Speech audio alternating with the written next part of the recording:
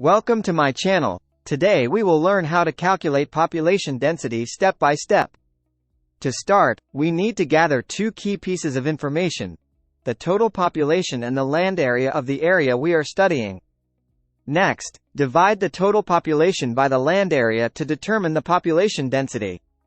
For example, let's say the total population is 1,000 and the land area is 10 square kilometers. In this case, we would divide 1,000 by 10 to calculate the population density, which would be 100 people per square kilometer. Population density can also be expressed as people per square mile if you are working with a different unit of area measurement. To convert population density from square kilometers to square miles, simply divide the density by 2.59. So, if our population density was 100 people per square kilometer, it would be approximately 39 people per square mile. Remember, population density provides an average measure of the number of people in a specific area, not the actual distribution of individuals.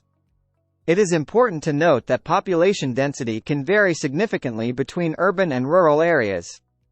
Cities tend to have higher population densities due to concentrated populations in a smaller land area. Rural areas, on the other hand, have lower population densities as people are more spread out over larger land areas.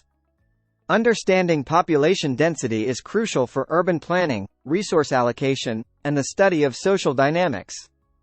Population density does not necessarily indicate the quality of life in a specific area, as other factors like infrastructure and amenities also play a role. To sum up, calculating population density involves dividing the total population by the land area of the area being studied. This calculation gives us a measure of the average number of people per unit of land area, either in square kilometers or square miles. Remember, population density can vary between urban and rural areas, and it is an important factor in various fields of study. I hope this step-by-step guide has been helpful, and thank you for watching.